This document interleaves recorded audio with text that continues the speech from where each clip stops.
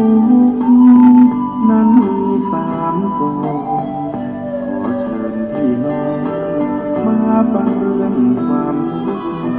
โลกแสนวุ่นวายมากมายปัญหามันรุกคนมีแต่ทุกข์ทวีทุกวี่ทุกวันทุกข์ทางกายและใจข้อหนึ่งฟังไว้เอาไปปรุงปรับแบ่งพุทธังสรณังคัจฉามิธัมมังสรณังคัจฉามิ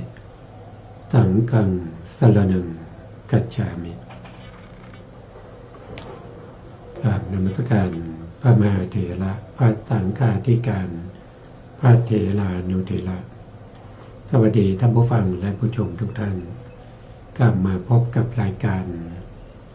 พระไตรปิฎกลอยฟ้าครั้งนี้เป็นครั้งที่18ในเรื่องของเวทนานุปัสสนาซึ่งเรากำลังศึกษาเบื้องต้นเกี่ยวกับเรื่องของเวทนาอยู่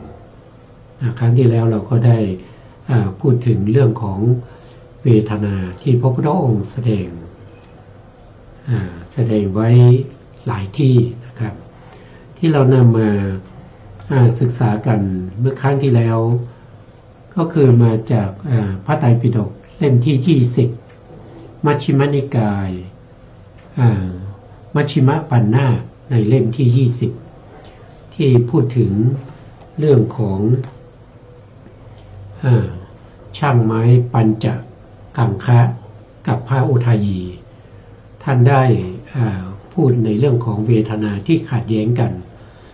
ไม่สามารถที่จะตกลงกันได้ว่าเวทนาที่พระพุทธองค์แสดงเป็นเวทนาอะไรกันแน่เวทนา2หรือว่าเวทนา3กันแน่แล้วก็พระอานนท์ได้ยินพระอานนท์ก็นำเรื่องนี้ไปทูลแด่พระพุทธองค์พระพุทธองค์ก็ได้ตำหนิพระอุทายีว่าเป็นผู้ที่ฟังพระธรรมคำสั่งสอนของพระพุทธเจ้าเพียงเล็กน้อยไม่ใส่ใจให้ดีไม่สามารถที่จะนำไปแสดงไปพูดให้คนอื่นให้คอยไปตามพระธรรมคำสั่งสอนของพระพุทธเจ้าไม่ได้ซึ่งการที่พระพุทธองค์แสดงนั้นพระพุทธองค์ก็ได้แสดงไว้ว่าเวทนา2ก็มีเวทนา3ก็มีเวทนา5ก็มีเวทนา6ก็มีเวทนา18ก็มีเวทนา36ก็มีเวทนา108ก็มีที่เป็นไปในชีวิตประจำวันของเราที่เป็นไปในสัตว์บุคคลนะครับที่สัตว์ไหนที่มีจิตก็ต้องมีเวทนาเพราะเวทนาเป็นเจตสิกที่เป็นสัพพะจิตตสาธารณเจตสิกที่ประกอบกับจิตทุกดวงสัตว์ที่ไม่มีจิตมีอยู่เพียงบุคคลเดียวนั่นก็คืออสัญญสัตว์อสัญญสัตตะซึ่งเป็นพรหมที่มีแต่รูปไม่มีนามเป็นพรหมนะมีแต่รูปอย่างเดียวไม่มีนามแล้วก็คนที่เข้านิโรธสมาบัติก็คือหมายถึงว่าบุคคลไหนที่สามารถที่จะได้ฌานจนถึงอรูปฌานแล้วก็บรรลุความเป็นพระอริยะจนถึงเป็นพระอนาคามีหรือว่าเป็นพระอรหันต์เวลาที่ท่านเข้านิโรธสมาบัติจิตของท่านก็จะดับจิตดับจิตเจตสิกดับแล้วก็จิตตชรูปดับผู้ที่เข้านิโรธสมาบัติจึงไม่มีจิตไม่มีเจตสิกมีแต่กัมมชรูปอุตุชรูปอาหารละรูปที่เป็นไปอยู่ในนิโรธสมาบัติได้อยู่7 วันเกินกว่านั้นไม่ได้นะครับหลังจากครบ7 วันแล้วจิตของท่านก็จะเกิดขึ้นอีกเพราะนั้นเวลาจิตเกิดขึ้นเวทนาก็เกิดด้วยเพราะเวทนากับจิตนั้นเป็น สัมปยุตธรรมนะครับเป็นสหชาตธรรมอาศัยซึ่งกันและกันเกิดขึ้นเพราะฉะนั้นบุคคลที่ไม่มีเวทนาก็จะมีแค่อสัญญสัตตบุคคลแล้วก็บุคคลที่เข้านิโรธสมาบัติเท่านั้นอย่างพวกเรานะครับเกิดในกามภูมิเราก็ไม่ได้เป็นพระอรหันต์เราก็ไม่มีฌานนะครับจนถึงเนวสัญญานาสัญญายตนะคือฌานสมาบัติ8แล้วก็อย่างน้อยต้องเป็นพระอนาคามีหรือพระอรหันต์ที่เข้านิโรธสมาบัติจะไม่มีเวทนานะครับนอกนั้นต้องมีทุกคนนะเพียงแต่เราจะรู้หรือไม่เราจะสังเกตดูเวทนาของเราได้หรือเปล่านะครับในขณะที่เรามีสุขเรารู้หรือเปล่าในขณะที่เรามีทุกข์เรารู้หรือเปล่าในขณะที่จิตเราเป็นอุเบกขาหรือที่พระพุทธองค์ใช้โดยส่วนมากก็คือทุกขมะสุขเวทนาก็คือธรรมที่ไม่ใช่สุขไม่ใช่ทุกข์ก็เป็นอุเบกขาเรากำหนดรอบรู้หรือเปล่าในชีวิตแต่ละวันที่เราเป็นไปตั้งแต่ตื่นนอนจนถึงหลับไปเนี่ยเราสังเกตดูเวทนาของเราหรือเปล่าขณะไหนที่มีสุขเกิดขึ้นนั้นเรารู้ไหมว่าเวทนาที่เป็นสุขนั้นเป็นเวทนาประเภทที่อาศัยเรือนเคหสิตะหรืออาศัยอามิตรหรือเปล่าหรือว่าเป็นเวทนาธรรมดาทั่วไปหรือว่าเป็นเวทนาประเภทที่ไม่อาศัยเรือนคือเคหสิตะไม่อาศัยอามิตรที่เป็นไปในฌานที่เป็นไปในกุศลธรรมทั้งหลายเรารู้ไหมขณะที่สุขเวทนาเกิดขึ้นขณะที่ทุกขเวทนาเกิดขึ้นหรือขณะที่อุเบกขาเวทนาเกิดขึ้นเรารู้หรือเปล่านะถ้าเราเฝ้าสังเกตดูนะครับแล้วเรามีความรู้ความเข้าใจเราได้ศึกษาเรื่องของเวทนาในพระไตรปิฎกมาพอสมควรเราก็สามารถที่จะกำหนดรอบรู้เวทนาเหล่านี้ได้นะเพื่ออะไรก็เพื่อให้รู้แจ้งเห็นจริงในเรื่องของเวทนารู้ความเกิดของเวทนารู้ความดับของเวทนารู้คุณของเวทนารู้โทษของเวทนาแล้วก็รู้อัศทะของเวทนาแล้วก็รู้ข้อปฏิบัติให้ข้อปฏิบัติหรือปฏิปทาที่ให้เกิดเวทนารู้ข้อปฏิบัติที่ให้ถึงความดับแห่งเวทนารู้การสลัดคืนเสียเวทนาที่เรียกว่านิสสรณะหรือไม่ถ้าเราไม่รู้นั่นก็แสดงว่าเรามีอวิชช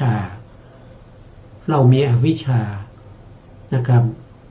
เราจะมีวิชาได้อย่างไรเบื้องต้นต้องศึกษาเล่าเรียนในพระธรรมคำสั่งสอนของพระพุทธเจ้าให้เกิดความรู้ความเข้าใจเพื่อเป็น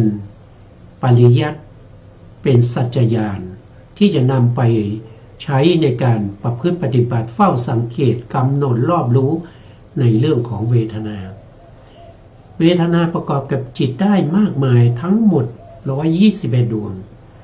ประกอบในฌานด้วยนะครับเวทนาที่ประกอบในฌานก็มีตั้งแต่เวทนาที่เป็นสุขนะครับที่เกิดในปฐมฌานเวทนาที่เกิดในทุติยฌานตติยฌานแล้วก็เวทนาที่เป็นอุเบกขาที่เกิดในจตุทัชฌานแล้วก็ยังนอกจากเกิดในจตุทัชฌานที่เป็นรูปฌานแล้วในอรูปฌานก็มีเวทนาเหมือนกันอย่างเช่นเกิดในอากาสานัญจายตนะอย่างเงี้ยซึ่งเป็นอรูปฌานที่1นะครับเราก็มาดูต่อนะครับครั้งที่แล้วนะครับพระสูตรนี้ก็เป็นพระสูตรที่นำมาจากพระไตรปิฎกและอรรถกถาเล่มที่20นะมัชฌิมนิกาย มัชฌิมปัญนาคในเล่มที่20นะในข้อธรรมตั้งแต่ข้อธรรมที่97นะไปจนถึงข้อธรรมที่99นะครับก็จะเป็นเรื่องของพระพุทธองค์แสดงเวทนาต่างๆนะครั้งที่แล้วเราก็ได้พูดถึงเรื่องของเวทนามาเรื่อยๆจนถึงเวทนาที่เป็นอรูปฌานอรูปฌานที่เกิดขึ้นได้เนี่ยก็อาศัยรูปฌานมาก่อนนะครับอาศัยจตุทัชฌานประเภทที่มีอารมณ์ปฏิภาคนิมิตที่เป็นกัสสินเช่นกัสสินดินปฐวีกัสสินคือดินอาโปกัสสินก็คือธาตุน้ำเตโชกัสสินก็คือธาตุไฟวายโยกัสสินก็คือธาตุลมแล้วก็วันนากัสสินอีก4ก็คือโอทตกัสสินสีขาวโลหิตกัสสินสีแดงปีตกัสสินสีเหลืองและนีลกกัสสินสีเขียวเข้ม8กัสสินนี้พร้อมด้วยกัสสินอีกอันหนึ่งนั่นก็คือแสงสว่างแสงสว่างก็คืออาโลกะกัสสิน9อย่างนี้มีปฏิภาคนิมิตเมื่อเราสามารถที่จะเพิ่มปฏิภาคนิมิตออกไปจากใจได้เราก็จะได้อากาสานัญจายตนะซึ่งเป็นรูปฌานที่1ในขณะที่เราเพิ่มกัสสินออกนั้นเราก็เพ่งที่กัสสินแล้วก็บริกรรมอากาโสอานันโตอากาโสอานันโต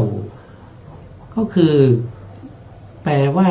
อากาศไม่มีที่สิ้นสุดอากาศไม่มีที่สิ้นสุดจิตของเราก็น้อมไปที่จะเพิ่มกัสสินนั้นออกไปเมื่อเพิ่มกัสสินนั้นออกไปเป็นช่องว่างเหลือแต่ความเวิ้งว้างที่เป็นไปในดวงกัสสินนั้นมีขอบกัสสินแล้วก็จะเป็นช่องเข้าไปเวิ้งว้างไม่มีอะไรเลยนั่นก็แสดงว่าเราได้อากาสานัญจายตนะอากาสานัญจายตนะก็มีเวทนาที่เป็นอุเบกขาซึ่งเป็นเวทนาที่สงบเป็นเวทนาที่สงบนะครับเป็นความสุขในความสงบนะครับสูงกว่าความสุขที่เป็นความสุขในรูปฌานนี่ความสุขที่ยิ่งขึ้นไปอีกพระพุทธองค์ก็ได้แส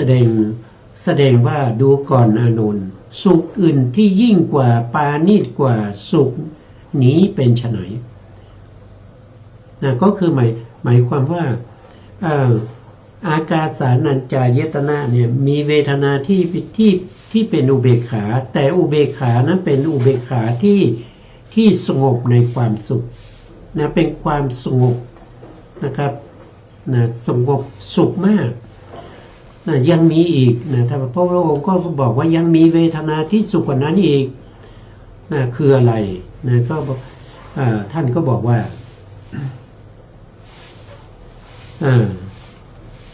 ท่านก็พระองค์ก็ได้แสดงนะครับสุขอื่นที่ยิ่งกว่าและปาณีตกว่าสุขนี้เป็นไฉนดูก่อนอานนท์ภิกษุในธรรมวินัยนี้บรรลุวิญญาณัญจายตนะวิญญาณัญจายตนะก็คือเป็นอรูปฌานระดับที่2อรูปฌานระดับที่1คืออากาสานัญจายตนะระดับที่2ก็คือวิญญาณัญจายตนะผู้ที่จะเข้าวิญญาณัญจายตนะก็ต้องมีการเพ่งวิญญาณวิญญาณคืออะไรวิญญาณก็คือจิตที่เป็นอากาสานัญจายตนะกุศลหรือว่ากิริยาสำหรับผู้ที่เป็นพระอรหันต์เมื่อเราเพ่งจิตนั้นอยู่แล้วก็มีคำบริกรรมว่าวิญญาณังอานันโตวิญญาณันอานันโต วิญญาณนี้ไม่มีที่สิ้นสุดเมื่อสามารถเพ่งอากาสากสินคือเพ่งช่องว่างออกไปให้มีอารมณ์มาเป็นจิตที่เป็นอากาสานัญจายตนะได้เมื่อไหร่เมื่อนั้นก็แสดงว่าเราล่วงเสียซึ่งอากาสานัญจายตนะล่วงอากาสานัญจายตนะแสดงว่าเราเข้าวิญญาณัญจายตนะนั้นได้แล้วเราก็จะพบกับความสุขที่ยิ่งกว่าความสุขที่เป็นอากาสานัญจายตนะก็เป็นความสุขที่สงบเป็นอุเบกขาเหมือนกันเป็นความสงบที่ละเอียดละเอียดกว่าแล้วก็สุขกว่าอากาสานัญจายตนะเมื่ออันนี้ก็เป็นความสุขเป็นเวทนาเหมือนกันนะสุขอื่นที่ยิ่งกว่านี้มีไหมนะพระพุทธองค์ก็ตอบว่าอานนท์สุขอื่นที่ยิ่งกว่าปาณีตกว่าสุขอันนี้สุขที่เป็นสุขที่เป็นวิญญาณนัญจายตนะยังมีอยู่ ก็ยังมีอยู่นั่นคืออะไรพระพุทธองค์ก็ตอบว่าสุขที่ยิ่งกว่านั้นก็คือเวทนาที่อยู่ในอากินจัญญายตนะอากินจัญญายตนะเป็นรูปฌานที่สามรูปฌานที่หนึ่งอากาสานัญจายตนะรูปฌานที่สองวิญญาณัญจายตนะรูปฌานที่สามอากินจัญญายตนะอันนี้สุขกว่าวิญญาณัญจายตนะแล้วจะเข้าได้ยังไงก็ใส่ใจใส่ใจถึงการเพิกเสียซึ่งวิญญาณัญจายตนะที่เรียกว่าเป็นวิญญาณังอานันโตก็คือมีจิตที่เป็นอากาสานัญจายตนะกุศลหรือกิริยาเป็นอารมณ์ของวิญญาณัญจายตนะแต่ถ้าเด็กขึ้นอากินจัญญายตนะนั้นก็คือต้องทำความรู้สึกว่าไม่มีอะไรเลยวิญญาณก็มีวิญญาณก็ไม่มีช่องว่างก็ไม่มีอะไรเลยนั่นก็คือภาวนาว่านัตถิกินจินัตถิกินจิและทำความรู้สึกว่าตอนนี้ที่เรามีอากาสานัญจายตนะกุศลและกิริยาเนี่ยเป็นอารมณ์อยู่นั้นเราเพิกออกไปก็คือทำให้มันหลุดไปจากใจไม่ให้มันมีอะไรเลยในจิตในใจโดยภาวนาไปด้วยนัตถิกินจินัตถิกินจิไม่มีอะไรก็ไม่มีก็เพ่งไปเรื่อยๆจนในที่สุดสามารถที่จะเพิกอารมณ์ที่เป็นอากาสานัญจายตนะกุศลหรือกิริยานะออกไปจากใจนั่นก็แสดงว่าเราได้เราล่วงพ้นบรรลุล่วงวิญญาณัญจายตนะเข้าถึงอะไรเข้าถึงอากินจัญญายตนะเข้าถึงอากินจัญญายตนะบรรลุอากินจัญญายตนะล่วงวิญญาณัญจายตนะก็คือได้อรูปฌานที่สามอันนั้นก็มีเวทนาที่เป็นอุเบกขาซึ่งเป็นความสุขที่ยิ่งกว่าอุเบกขาในวิญญาณัญจายตนะความสุขเวทนาที่มีสุขยิ่งกว่านี้มีไหมพระพุทธองค์ก็ตอบว่ามีอยู่ดูก่อนอานนท์สุขอื่นที่ยิ่งกว่าแล้วก็ปราณีตกว่าสุขที่เป็นไปในที่เป็นไปในอากินจัญญายตนะนั้นมีอยู่นั่นก็คือภิกษุรูปใดบรรลุเนวสัญญานาสัญญายตนะคือสามารถที่จะบรรลุอรูปฌานชั้นที่สี่ซึ่งเป็นชั้นสุดท้ายของอรูปฌานเรียกว่าเนวสัญญานาสัญญายตนะฌานเนวสัญญานาสัญญายตนะฌานนั้นมีอะไรเป็นอารมณ์ท่านบอกว่ามี อารมณ์ที่เป็นปรมัตถ์นั่นก็คือได้แก่จิตที่เป็นอากินจัญญายตนะกุศลแล้วก็อากินจัญญายตนะกิริยาเป็นอารมณ์ของเนวสัญญานาสัญญายตนะจากที่ไม่มีอะไรเลยเปลี่ยนมาเป็นจิตของอากินจัญญายตนะเมื่อเข้าถึงอากินจัญญายตนะแล้วนะครับโดยมีจิตของอากินจัญญายตนะเป็นอารมณ์ก็บรรลุเนวสัญญานาสัญญายตนะอันนี้เป็นความสุขอย่างยิ่งนะครับเป็นอุเบกขาที่สุขกว่าฌานทั้งหลายเป็นความสุขในฌานไม่ว่าจะเป็นปฐมฌานทุติยฌานตติยฌานจตุตฌานยิ่งกว่าอากาสานัญจายตนะยิ่งกว่าวิญญาณัญจายตนะยิ่งกว่าอากินจัญญายตนะสิ้นสุดที่เนวสัญญานาสัญญายตนะอันนี้เป็นเวทนาที่เป็นไปฝ่ายโลกิยะโลกิยะนะครับเวทนาที่สุขที่สุดนั้นก็คือได้แก่เวทนาที่อยู่ในฌานที่เป็นเนวสัญญานาสัญญายตนะสิ้นสุดแล้วนะอันนั้นคือความสุขที่เป็นฝ่ายโลกิยะพระอานนท์ก็ทูลถามว่าความสุขที่ยิ่งกว่านี้มีอีกหรือไม่พระพุทธองค์ก็ตอบว่าดูก่อนอานนท์เราไม่ยอมรับถ้อยคำของผู้ที่กล่าวว่าสัตว์ทั้งหลายย่อมเสวยสุขสมนัตมีกามอันนี้ก็คือ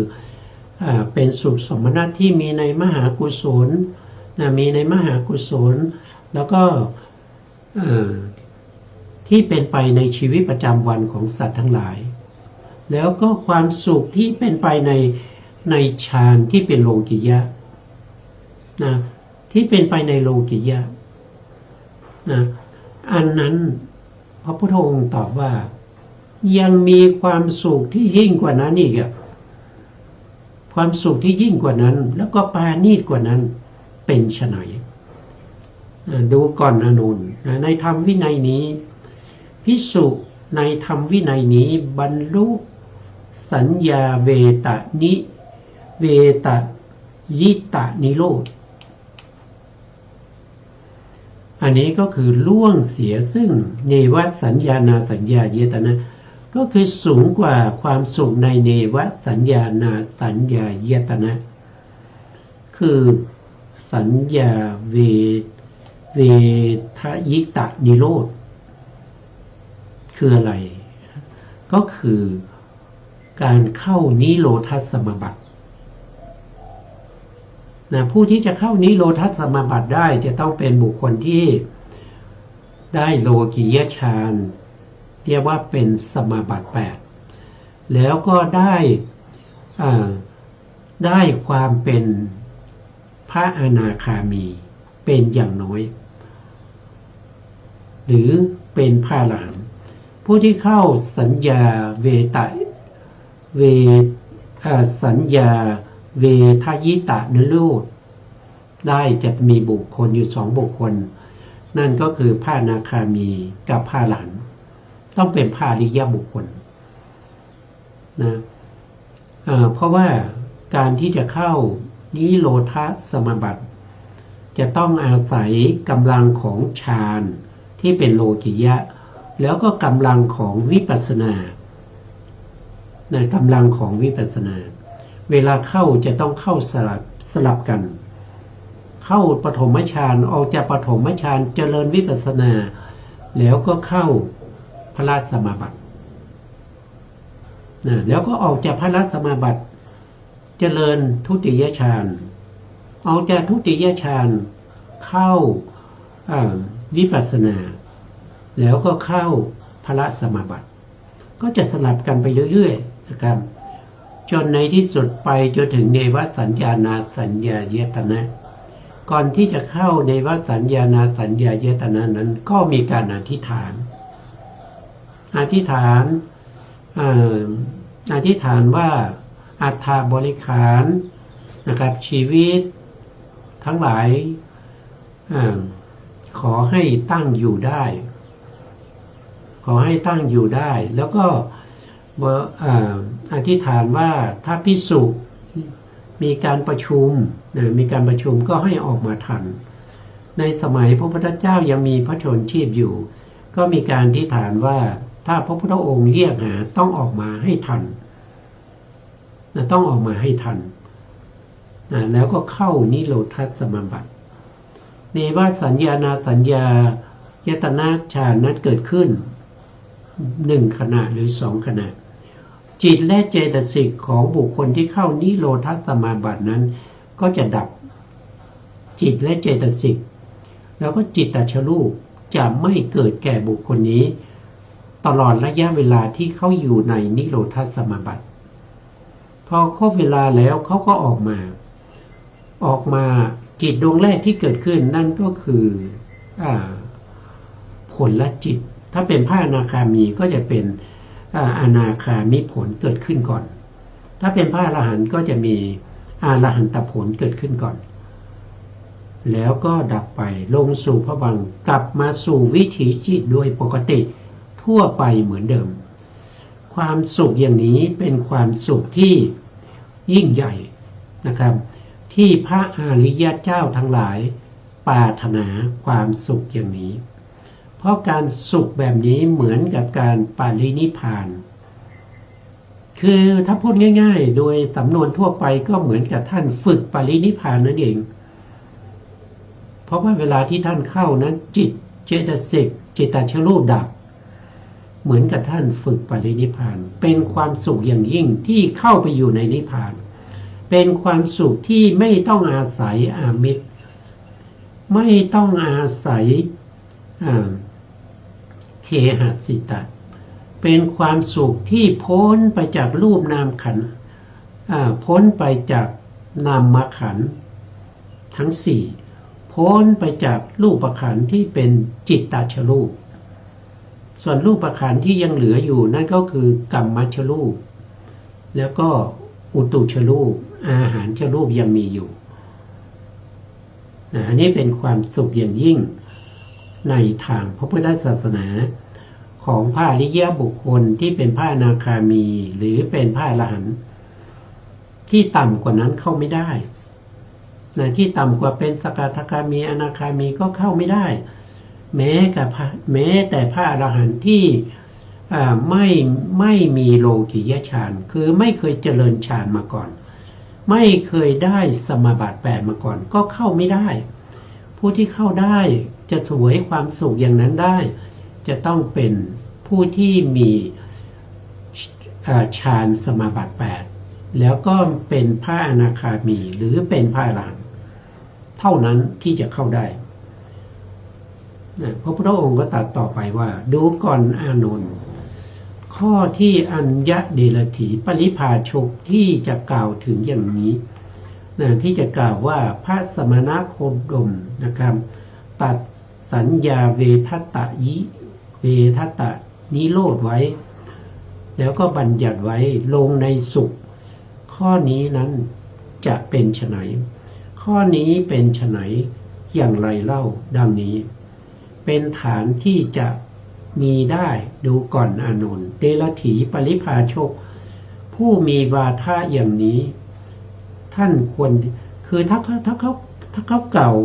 คือหมายถึงว่าพวกเดลถีคือพวกนอกพระพุทธศาสนาถ้ามากล่าวว่านะครับพระพุทธเจ้าได้บัญญัติเรื่องของเวทนาที่อยู่ในนิโรธเนี่ยเป็นอย่างนั้นอย่างนี้นะเขากล่าวไม่ได้เขาไม่รู้เขาเป็นไปไม่ได้ที่เขาจะรู้เพราะเขาแม้กระทั่งจะเป็นโสดาบันหรือว่าเป็นผู้ที่ปฏิบัติเพื่อความเป็นโสดาบันยังไม่ใช่เลยพวกเดรัจฉีนอกศาสนาอย่างมากเขาก็ได้ถ้าเป็นพวกเดรัจฉีที่เป็นที่มีความเห็นในเรื่องของกรรมสกตาปัญญาอย่างมากเขาก็จะได้เนวสัญญานาสัญญายตนะเช่นเดียวกันกับ บุคคลในสมัยก่อนที่พระพุทธเจ้าจะบรรลุนั่นก็คืออุทกดาบทนะเป็นผู้ที่ได้เนวสัญญานาสัญญายตนะแล้วอีกท่านหนึ่งที่ได้นั่นก็คือได้แก่ท่านเป็นอาจารย์ของพระเจ้าสุโธทนะนะครับชื่อว่ากาวินทดาบทนะครับเป็นผู้ที่มาขอชมบารมีของพระโพธิสัตว์ตอนที่เกิดได้ประสูติได้5 วันนะอันนั้นเขาก็ได้สมาบัติ8เหมือนกันแต่เขาไม่ได้โลกุตระนะเขาได้โลกิยะแต่เขาไม่ได้โลกุตระนะก็มีเหมือนกันนะครับแต่พวกนี้ไม่สามารถที่จะรู้หรอกเรื่องของการที่จะเข้านิโรธสมาบัติเพราะเขาไม่มีมรรคผลนิพพานนะครับเพราะฉะนั้นไม่ใช่ฐานะของพวกที่เป็นเดรัจฉีพวกที่เป็นปริพาชกหรือพวกที่เป็นมิจฉาทิฏฐินอกพระพุทธศาสนาไม่มีโอกาสที่จะรู้ได้นะดูก่อนอานนท์นะอัญญเดรัจฉีปริพาชกที่มีวาทะอย่างนี้ท่านก็ควรจะกล่าวตอบว่าดูก่อนอาวุโสพระผู้มีพระภาคเจ้าจะทรงแสดงเวทนาอย่างเดียวแล้วบัญญัติไว้ในสุขหาไม่ได้นะก็คือหมายถึงว่าพระพุทธองค์ไม่ได้แสดงเวทนาว่ามีอย่างเดียวหรือว่ามีเวทนา2หรือว่ามีเวทนา3อย่างที่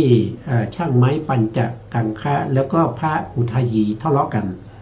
นะพระพุทธองค์ทรงบัญญัติไว้เรื่องของเวทนาก็มีมากมายนะครับขึ้นอยู่กับอะไรขึ้นอยู่กับสภาวะของจิตของบุคคลเหล่านั้นว่าตั้งแต่ปุถุชนตั้งแต่สัตว์นรกนะครับไปจนถึงความเป็นพระอรหันต์จนถึงบุคคลที่เข้านิโรธสมาบัติได้เวทนาเกิดกับจิตเพราะฉะนั้นเวทนาจะมีกับบุคคลที่มีจิตทั้งหมดนะครับจิตดวงไหนเกิดขึ้นขาดเวทนาไม่ได้บุคคลที่ไม่มีจิตนะอย่างที่เราพูดแล้วก็มี2 คนนั่นก็คืออสัญญาสัตตะบุคคลหนึ่งแล้วก็บุคคลที่เข้านิโรธสมาบัติอีกหนึ่งแต่นิโรธสมาบัตินั้นมีเวทนาที่พ้นไปจากขันธ์5คือความสุขที่เป็นสันติลักขณังก็คือความสุขในพระนิพพานที่พ้นไปจากรูปนามขันธ์5ทั้งหลายพระผู้มีพระภาคเจ้าตัดพุทธภาษิตนี้แล้วพระอานนท์ชื่นชมยินดีพระภาษิตของพระผู้มีพระภาคเจ้าอย่างนี้แหละอันนี้เราก็จะจบในพระสูตรนี้นะพระสูตรนี้ชื่อว่าพาหุเวทนิยสูตรนะครับอยู่ในมัชฌิมนิกายมัชฌิมปัญนาคนะถ้าเราพูดถึงแต่ที่เราศึกษาเราใช้อยู่ทุกวันนี้เราก็ใช้พระไตรปิฎกและอัตถกถาชุด91เล่มอยู่ในเล่มที่20นะอยู่ในเล่มที่20อันนี้ก็จบนะครับแล้วจริงๆแล้วก็เรื่องนี้มันจะมีอยู่ใน2 เล่มนะเมื่อกี้เราพูดถึงเล่มที่20ก็เขาจะใช้ชื่ออีกชื่อหนึ่งนะเขาใช้ชื่อว่าพาหุเวทนิยสูตรนะครับถ้าเราไปดูในเล่มที่29นะในเล่มที่29ในเล่มที่29เนี่ยก็จะอยู่ในสังยุตตรนิกายตคาสังยุตตรนิกายสลายตนวรรคในเล่มที่20ก็อันนี้เขาจะใช้ชื่อว่าปัญจกังคะสูตรนะว่าด้วยช่างไม้ชื่อว่าปัญจกังคะถามปัญหาพระอุทายีอันนี้ข้อความเหมือนกัน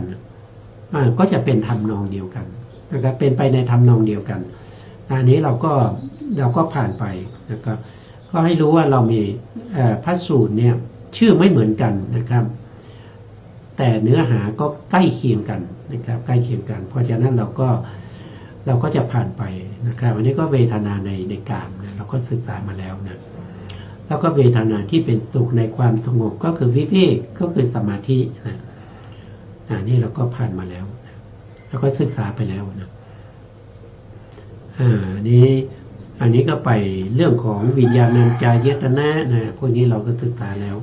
นั่นเราก็ผ่านไปนะก็จบนะก็จบในเรื่องของปัญจกังคสูตรคือมันสูตรมันเหมือนกันนะเนื้อหามันคล้ายๆกันกับพาหุเพทะนิยสูตรนะก็เหมือนกันก็ผ่านไปนะครับเราก็ผ่านไปแต่ท่านผู้ใดอยากสนใจอยากจะศึกษานะครับก็ศึกษาได้นะในพระไตรปิฎกนะในพระไตรปิฎกนะชุด91เล่มอยู่ในเล่มที่29นะครับก็หาไม่ยากนะครับก็ไปเปิดดูนะครับต่อมาเราจะศึกษาในเรื่องของภิกขุสูตรนะครับว่าด้วยพระพุทธองค์ทรงแสดงประเภทแห่งเวทนาบางท่านเนี่ยจะว่าทำไมเราศึกษามีแต่เวทนาก็เพราะว่าเราจะเพื่อความรู้ชัดเนี่ยเพื่อความรู้ชัดในเรื่องของเวทนานะเพราะว่าเวทนาเป็นข้อประพฤติปฏิบัติที่เป็นเวทนานุปัสสนาเป็นทางสายเดียวนะครับที่จะนำไปสู่ความหลุดพ้นจากวัฏฏะสงสาร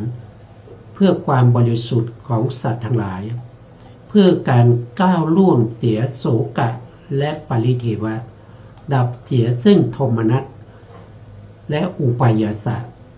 ทั้งหลายเหล่านั้นก็ต้องเดินในทางที่เป็นสติปัฏฐานนะครับ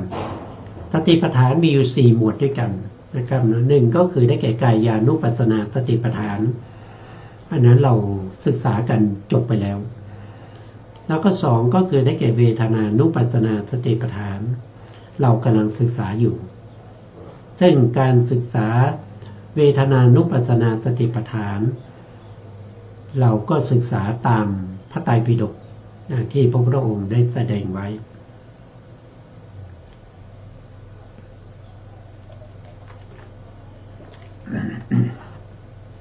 ถ้าเราไม่ศึกษาตามพระไตรปิฎกและอรรถกถา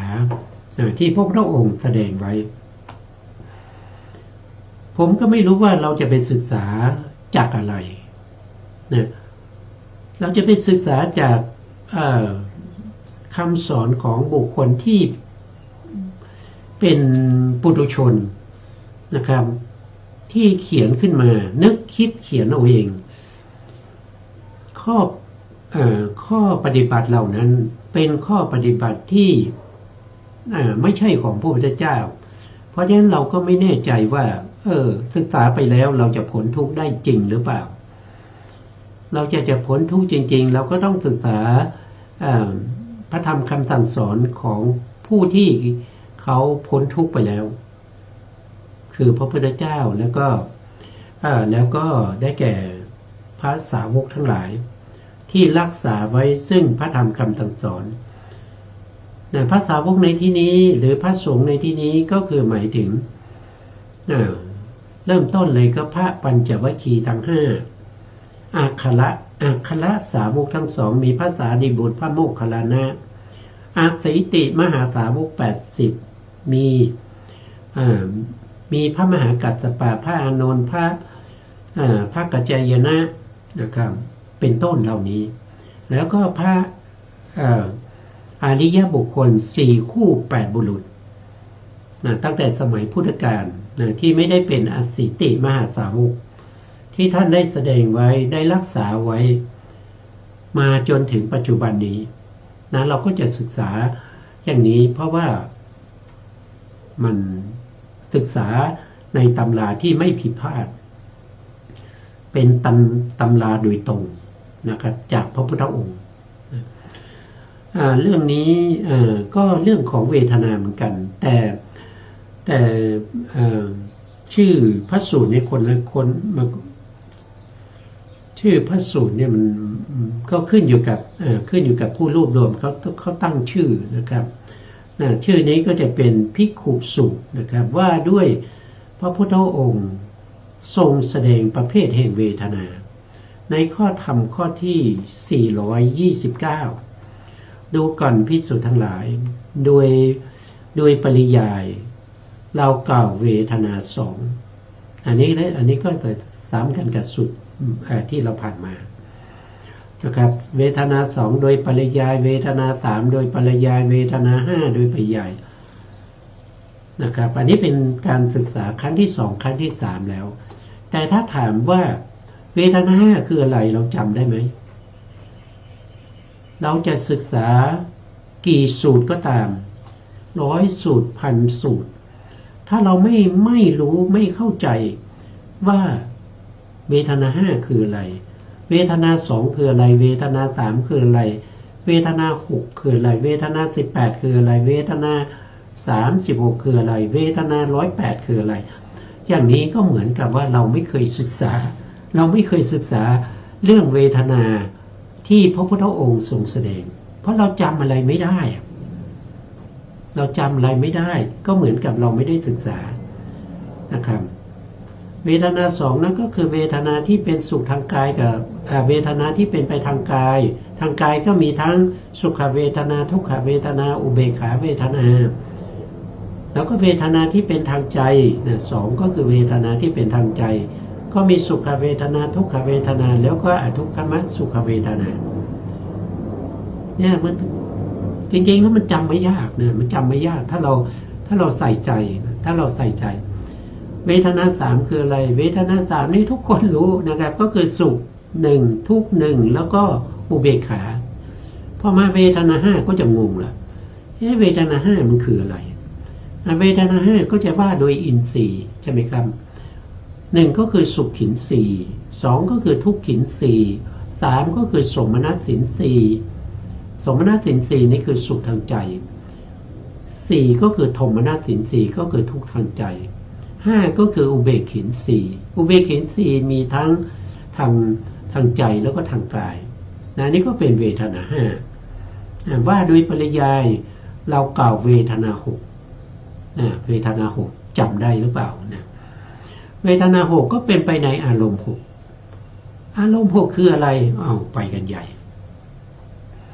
อารมณ์หกก็คือสิ่งที่ปรากฏในทวารทั้งหกทวารทั้งหกคืออะไรทวารก็คือประตูก็คือประตูที่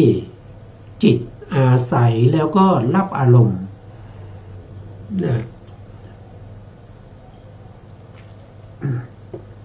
อย่างเช่นจักขุทวารอย่างเงี้ยจักขุทวารคืออะไรก็คือประตูทางตาประตูทางตานี่มีไว้ทำไมก็มีไว้ในการที่จะเห็นรูปใช่ไหมเพราะนั้นรูปก็เป็นอารมณ์อารมณ์ที่หนึ่งก็คือรูปเราเรียกว่าเป็นรูปารมณ์ภาษาบาลีเรียกว่ารูปารมณ์ถ้าเป็นภาษาไทยก็เรียกว่าเป็นรูปแต่ถ้าว่าโดยตัวองค์ธรรมจริงๆเนี่ยเขาได้แก่สีต่างๆเพราะว่าคำว่ารูปเนี่ยมันเป็นภาษาไทยแต่ถ้าไปเป็นภาษาจีนเขาก็ไม่ใช้รูปแล้วเขาจะไปใช้เขาจะไปออกเสียงอย่างอื่นอย่างเงี้ยแต่จริงๆแล้วก็คือสีถ้าเป็นภาษาอังกฤษเขาก็ไม่ใช้รูปเนี่ยนะเป็นภาษาอินเดียเป็นภาษาของศรีลังกาพม่าหรือว่าจะเป็นภาษาของลาวก็ใกล้ๆกับไทยเป็นของเขมรกัมพูชาใช่ไหมมันก็จะแตกต่างกันไปนะครับเขาไม่ใช้คำว่ารูปหรอกแต่ถ้าพูดถึงสีเนี่ยมันจะครอบคลุมทั้งหมดไม่ว่าประเทศไหนก็ตามตาที่เห็นได้เนี่ยคือเห็นได้เฉพาะสีเท่านั้นใช่ไหมเพราะฉะนั้นสีนั้นนะครับสีถึงแม้ว่าออกเสียงไม่เหมือนกันแต่ความหมายของคำว่าสีก็คืออันเดียวกันคืออะไรก็คือสิ่งที่เห็นได้ด้วยตานะเห็นได้ด้วยตาอย่างเดียวนะจะใช้หูไปเห็นก็ไม่ได้จะใช้อะไรใช้จมูกไปดมก็ไม่ได้นะครับจะใช้ลิ้นไปเลียไปให้รู้สีมันเป็นไปไม่ได้สีนี่มันเป็นสภาพธรรมที่ควบคู่ไปกับตาสีนั้นเป็นอารมณ์ตาเป็นผู้เห็นนะคำว่าตาในที่นี้นะครับ ไม่ใช่ตาเนื้ออย่างเราที่เราเห็นไม่ใช่ประสาทตาแต่หมายถึงจิตนะแต่ถ้าเรียกให้เต็มยศก็จะเรียกว่าเป็นจักขุวิญญาณจักขุวิญญาณเป็นภาษาอังกฤษก็คือจิตที่อาศัยตาเกิดขึ้นแล้วก็ไปเห็นสีเรียกว่าเป็นจักขุวิญญาณเพราะฉะนั้นการที่จะเห็นได้เนี่ยต้องอาศัยสภาวะสี่อย่างอาศัยอุปปติเหตุอยู่สี่อย่างนั่นก็คือจะต้องมีรูปมาปรากฏอยู่เฉพาะหน้าก็คือจะต้องมีสีอยู่ตรงหน้านั่นแหละจะเป็นอะไรก็ตามนะครับที่สามารถเห็นได้ด้วยตาเนี่ยที่ปรากฏอยู่เฉพาะหน้าสองก็คือจะต้องมีประสาทตาที่ดีบางคนประสาทตาเสียอย่างเงี้ยก็มองไม่เห็นใช่ไหมต้องมีประสาทตาที่ดีสามก็คือจะต้องมีมนสิการก็คือความใส่ใจที่จะดูความใส่ใจที่จะดูถ้าเราไม่ใส่ใจถึงแม้จะมีสีปรากฏอยู่เฉพาะหน้ามีอารมณ์นั้นปรากฏอยู่เฉพาะหน้าถ้าเราไม่ได้สนใจนะเราเอาซาวเบาเสียบที่หูแล้วก็ส่งจิตไปในเสียงเพลงมันก็จะมองไม่เห็นใครเดินผ่านไปผ่านมาก็มองไม่เห็นเพราะจิตเราอยู่ที่การฟังเสียงเพราะฉะนั้นต้องมีมนสิการในสีนั้นด้วยสีก็คือจะต้องมีแสงสว่างนะครับจะต้องมีแสงสว่างนะแสงสว่างก็เป็นอุปนิสยปัจจัยให้เกิดการเห็นเมื่อครบสภาพธรรมสี่อย่างนี้จิตก็จะเกิดขึ้นจิตนั้นเรียกว่าเป็นจักขุวิญญาณอาศัยจักขุประสาทก็คืออาศัยเป็นที่เกิดถ้าไม่มีจักขุประสาทจิตนั้นเกิดไม่ได้เมื่อจักขุประสาทมีจิตนั้นก็อาศัยจักขุประสาทนั้นเกิดขึ้นแล้วก็ทำหน้าที่ในการเห็นสีคือรูปารมณ์เพราะฉะนั้นพระพุทธองค์จึงตรัสว่าธรรมะสามอย่างประชุมกันจึงเกิดผัสสะเป็นปัจจัยให้เกิดเวทนาก็คืออาศัยตากับรูปเกิดจักขุวิญญาณธรรมะสามอย่างประชุมกันนั่นก็เป็นผัสสะเป็นเหตุเป็นปัจจัยให้เกิดเวทนาเนี่ยมันก็จะสภาพธรรมก็จะเป็นไปอย่างนี้นะเพราะฉะนั้นเวทนาหกก็คือเวทนาที่เห็นแล้วดีใจเห็นแล้วเสียใจเห็นแล้วเฉยๆอันนี้ก็คือรวมมาเป็นหนึ่งก็คือเกิดทางตาเกิดทางตาเรียกว่าเวทนานั้นเราเรียกว่าเป็นจักขุสัมผัสชาเวทนาสองก็คือเกิดทางหูก็เรียกว่าโสตสัมผัสชาเวทนาเกิดทางจมูกก็เรียกว่าคานะสัมผัสชาเวทนาเกิดทางลิ้นก็เรียกว่าชิวหาสัมผัสชาเวทนาเกิดทางกายก็เรียกว่ากายสัมผัสชาเวทนาเกิดทางใจก็เรียกว่ามโนสัมผัสชาเวทนาอันนี้แหละที่เรียกว่าเป็นเวทนาหกอันนี้เรียกว่าเป็นเวทนาหกถ้าเป็นเวทนา18นะเกิดได้แก่อะไรนะเวทนา18ก็คือเวทนา6นั่นเองแต่เวทนา6นั้นในทางตาเนี่ยก็มี3ก็มีสุขมีทุกข์มีอุเบกขาใช่ไหมครับ2ทางหูก็มีสุขมีทุกข์มีอุเบกขา3ทางจมูกก็มีสุขมีทุกข์มีอุเบกขาทางลิ้นก็มีสุขมีทุกข์มีอุเบกขาทางกายก็มีสุขมีทุกข์มีอุเบกขาทางใจก็มีสุขมีทุกข์มีอุเบกขาก็คือ3คูณ6 3 6ก็ได้18อันนี้ก็เป็นเวทนา18แล้วเวทนา36นี้เป็นยังไงนะเวทนา36เป็นยังไงนะเวทนา36ก็คื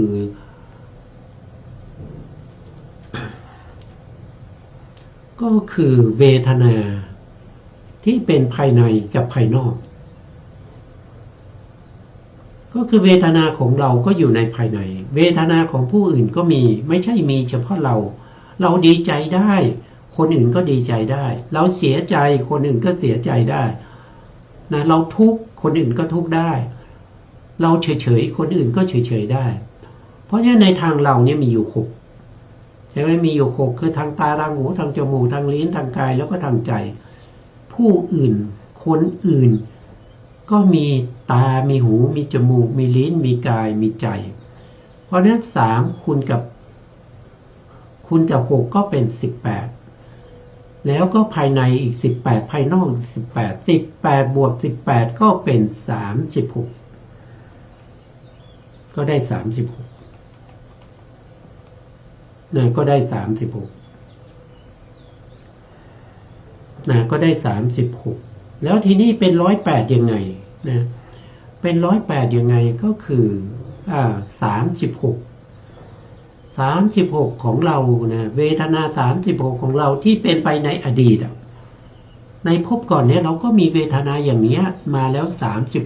36แล้วปัจจุบันนี้เราก็มีเวทนาแบบนี้36แล้วก็ในอนาคตเราก็จะต้องมีเวทนาแบบนี้36เพราะเรายังไม่ได้เป็นพระอรหันต์36คูณ3ก็เป็น108นะก็คือเป็นไปในอดีตนะอดีตเราเคยมีมาแล้วปัจจุบันเรากำลังมีอยู่แล้วในอนาคตเราก็จะมีก็เป็น108อันนี้ก็เป็นเวทนา108นะครับแล้วมีอะไรอีกนะครับที่พบเราแสดงนะครับทำอันเราแสดงโดยปริยายอยู่นี้เมื่อเราแสดงธรรมโดยปริยายอย่างนี้ชนเหล่าใดจะสำคัญตามจะไม่สำคัญตามจะไม่บันเทิงตามนะครับไม่สำคัญตามก็คือไม่เวลาที่พระองค์แสดงเนี่ยไม่ได้ใส่ใจไม่สำคัญโอ้ฟังบ่อยแล้วนะฟังบ่อยแล้วฟังบ่อยมากเลยนะฟังทุกวันนะแล้วเราจำได้ไหมเราจำได้หรือเปล่าเรารู้ไหมถ้าเขามาถามเนี่ยเราตอบได้ไหมถ้าตอบไม่ได้จำไม่ได้นั่นแสดงว่าเราไม่ได้ให้ความสำคัญในคำสอนของพระเจ้าก็คือชนเหล่าใดจะไม่สำคัญตามเราไม่ได้สนใจก็คือไม่สำคัญตามเพราะฉะนั้นเราจึงไม่รู้ตามเมื่อเราไม่รู้ตามถูกบุคคลอื่นถามขึ้นมาเราก็เลยไม่บันเทิงไม่ชอบทำไมต้องมาถามนะทำไมต้องมาถามด้วยนะครับก็เลยไม่ชอบใจนะไม่ชอบใจก็คือจะไม่บันเทิงตามซึ่งคำที่เราได้กล่าวดีแล้วนะสิ่งพวกนี้พระองค์ได้กล่าวดีแล้วเจรจาดีแล้ว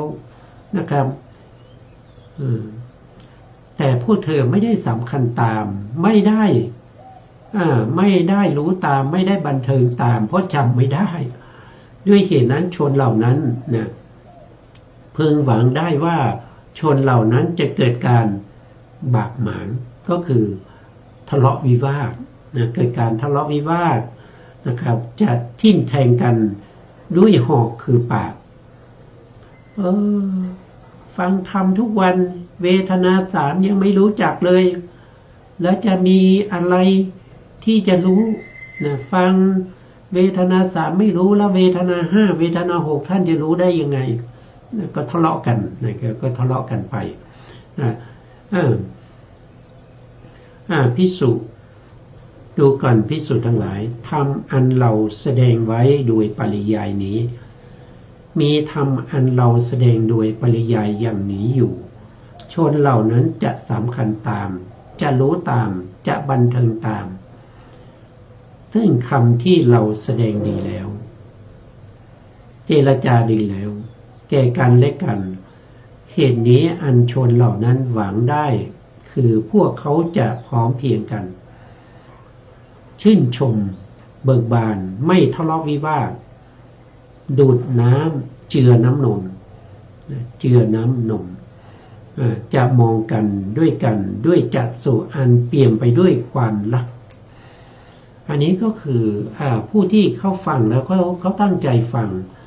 เขาใส่ใจดีนะครับ แล้วเขาก็จำได้นะครับเวลาที่เขาพูดคุยกันเรื่องของเวทนาเขาก็สามารถที่จะ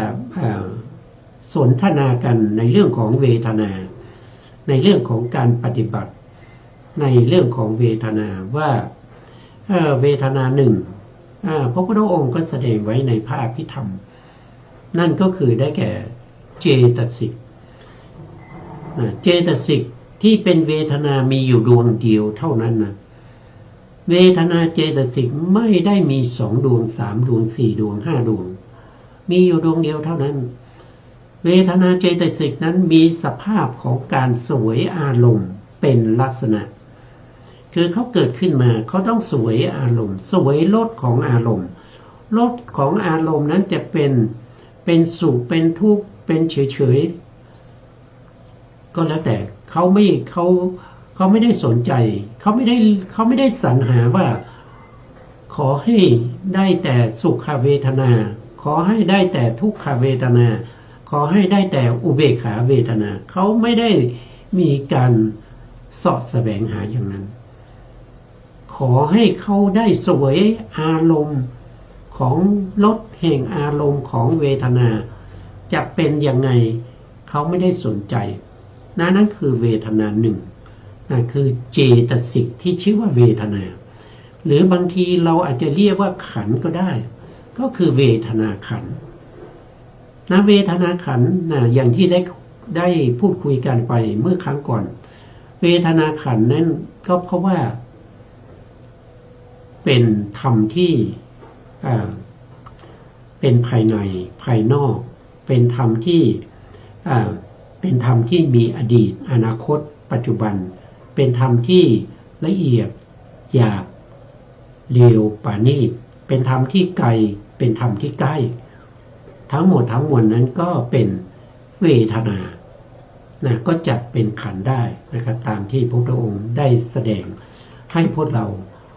ได้เข้าใจสภาวะธรรมที่มีอยู่ในตัวของเราสิ่งเหล่านี้ไม่ใช่มีอยู่ในพระพุทธเจ้ามันอยู่ในตัวเราทุกคนอยู่ในตัวเราทุกคนเพียงแต่เรารู้หรือไม่นะครับว่าเรารู้ไหมว่าสภาวะอย่างนี้เขาเรียกว่าเวทนาแล้วเวทนาอย่างนี้มันเป็นยังไงมีความเกิดความดับมีอาสาธาอาทีนะว่ามีข้อปฏิบัติยังไง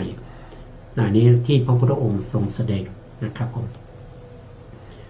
สุดท้ายนี้ก็ขอกราบขอบพระคุณพระครูสมุทรวิศวัตรวรกิจโจผู้ในการสถานีวิทยุเพื่อการศึกษาพระพุทธศาสนาและวัฒนธรรม FM 104.5 เมกะเฮิรตซ์วัดไฟหินจังหวัดเชียงใหม่และขอกราบขอบพระคุณพระครูปริยัติยานุศาสตร์ขอบคุณท่านผู้ฟังและผู้ชมทุกท่านที่ให้เกียรติติดตามในรายการพระไตรปิฎกลอยฟ้าพบกันใหม่ในโอกาสต่อไปครับวันนี้ลาไปก่อนครับสวัสดีครับ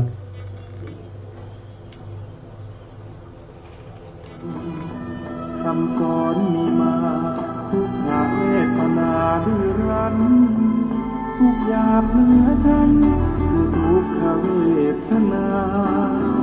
ข้อสองความทุกข์เรียกทุกขลักษณะทุกจริงนะหรือทุกครั้งนั้นแหละนาสภาพไม่คงที่เรียน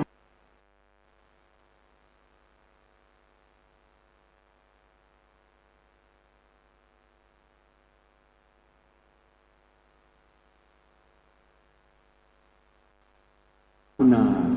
วัตติโลโกสัตว์โลกย่อมเป็นไปตามกรรม